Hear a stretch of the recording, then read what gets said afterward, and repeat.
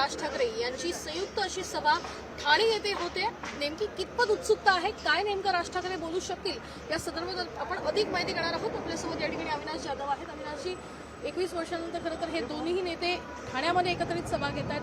ठाण्याचे मूलभूत प्रश्न तर आहेत, पण 8 वर्षानंतर महानगरपालिकेची निवडणूक होतीये. काय वाटतं, काय नेमकं भाष्य करते? मला असं वाटतं की ठाण्याने ठाकरेंवर खूप प्रेम केलं आणि ठाकरेंनी देखील ठाण्यावर खूप प्रेम केलेलं आहे. सो हा ठाणेकर, मला माहिती आहे, बाळासाहेबांच्या पाठी ज्या मजबूतीने उभा होता त्याच मजबूतीने या दोन्ही भावांच्या पाठी राहील. मागील काही दिवसांपासून लोक रस्त्याने भेटतानाही आम्हाला सभेबाबतीत विचारत होती. आम्हाला कालच्या सभेचा जो अनुभव आहे तो अतिशय वेगळा आहे, कारण शिवाजी पार्क फक्त मुंबईकरांनी भरला होता कालचा. सो मला आज ठाणेकरांनाही विश्वास आहे की ठाणेकर ठाकरेंना प्रेम दाखवण्यासाठी मोठ्या संख्येने येतील, कारण ठाण्यात झालेली गद्दारी किंवा पक्षफुटी ते ठाणेकरांना आवडली नव्हती, कारण आजही ठाण्यावर गद्दारीचा एक स्टॅम्प लागलेला आहे. तर त्या स्टॅम्पला आमची मान्यता नाही हे दाखवण्यासाठी ठाणेकर इथे मोठ्या संख्येने उपस्थित आहेत. ठाण्याचं राजकारण जर आपण बघितलं तर सध्या आरोप प्रत्यारोपांचं राजकारण मोठ्या प्रमाणात होत आहे. भ्रष्टाचार भाषिक मुद्दा तर आहेच, मात्र वॉटर गटर मीटर जे मूलभूत प्रश्न आहेत सर्वसामान्यांचे, त्याला कुठेतरी हातभार लागलेला दिसून येतोय का? काय वाटतं? मला सांगा ना, पूर्ण राजकारण हा मियाबाई महापौर होणार याच्या भोवती फिरतो, बरोबर आहे. बांगलादेशानं काय गरज आहे, म्हणजे बांगलादेशींना पळवणार यासाठी तुम्हाला तुमचं केंद्रात पण महाराष्ट्रात पण सरकार आहे, मग त्याच्यासाठी तुम्हाला नवीन महापालिकेला लोकांना आश्वासन द्यायची काय गरज आहे? महापालिकेची निवडणूक ही वॉटर मीटर याच्यावर चालते ना.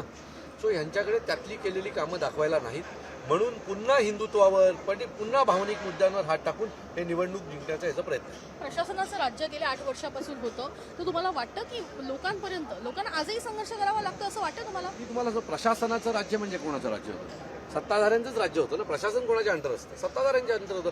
तर पहिली 5 वर्ष आणि पुढची 3 वर्ष ही सत्ताधाऱ्यांच्याच अंडर मुंबई महानगरपालिका, ठाणे महानगरपालिका ह्या होत्या. तर मी पूर्ण खात्रीने सांगतो, ठाणेकरांची जी काही मोठ्या प्रमाणात फसवणूक झालेली आहे, आज ठाणे महानगरपालिकेच्या जर तुम्ही तिजोरीची परिस्थिती पाहता अतिशय वाईट आहे. मुंबई महानगरपालिकेत 70,000 कोटीची ठेवी आहे आणि ठाणे महानगरपालिका कर्जात आहे, अशी आमची परिस्थिती आहे. हे सगळं कर्जात आणण्याचं काम जर कोणी केलं असेल तर ते एकनाथ शिंदेने केलेलं आहे. पण याच्या आता जर आपण बघितलं सध्या ठाण्यामध्ये एकनाथ शिंदे विरुद्ध गणेश नाईक असा वाद मोठ्या प्रमाणात दिसून येतो. मग या सगळ्या गोष्टींमध्ये ठाकरेंना मतं कितपत मिळतील असं वाटतं तुम्हाला? बघा, गणेश नाईक आणि त्यांचा जो वाद आहे तो नवी मुंबई पुरता मर्यादित आहे आणि ठाकरेंवर प्रेम करणारा एक वेगळा वर्ग आहे. मुंबईमधला प्रत्येक मराठी माणूस हा ठाकरेंसोबत आहे. त्यांचा विचार जे चालू आहे, त्यांचा जो विषय आत्ताचा आहे की कोण किती लायकीचा आहे आणि कोणी किती हरामाचे पैसे खाल्ले. तर तुम्हाला काय वाटतं, हरामाच्या पैशाच्या विषयावर लोकांना आवडत असेल का चर्चा? तर बिलकुल नाही. आजच्या घडीला लोकांना जर काय आवडत असेल तर 2 ठाकरे बंधू एकत्र येतात हेच. पण मग आता ही बाजी जी आहे ती एकत्र आलेली आहेत. बाजी अनेक ठिकाणी बघायला मिळत आहे.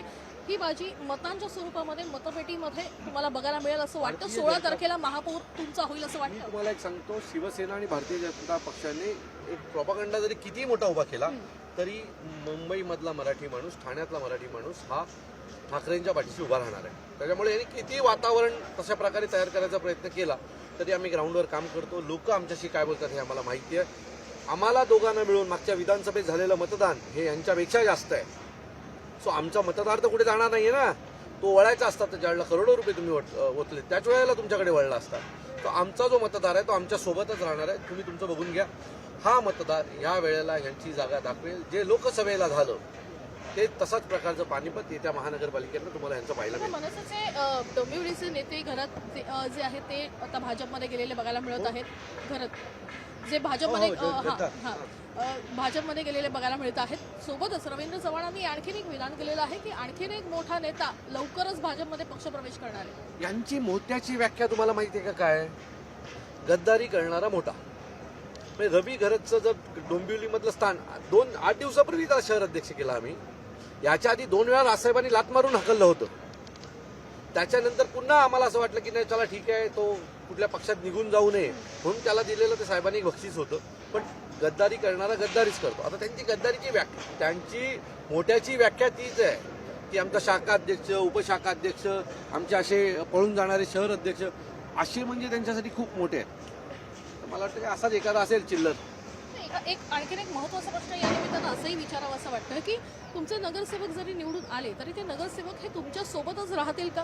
कारण सध्या ज्या पद्धतीने आपण बघतोय की मोठमोठे नेते जे आहेत ते भाजपच्या गळाला लागलेले बघायला मिळतात.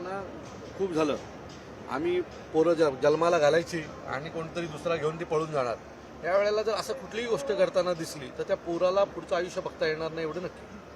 तर आपण बघतोय की एकीकडे ज्या पद्धतीचं राजकारण सध्या बघायला मिळत आहे, अत्यंत खालच्या पातळीवर गेलेलं बघायला मिळत आहे. सोबतच ज्या पद्धतीचं खरं तर नेते गळाला लावणं किंवा मोठ्या प्रमाणात नेते आपल्या पक्षात घेणं हे राजकारण सध्या ज्या पद्धतीचं सुरू आहे, जर नगरसेवक म्हणून त्या पक्षामध्ये कोणी गेलं तर तो नगरसेवक पुढे दिवस बघू शकणार नाही, अशा संदर्भातला धमकीवजा इशारा या ठिकाणी अविनाश जाधव यांनी दिलेला बघायला मिळतोय.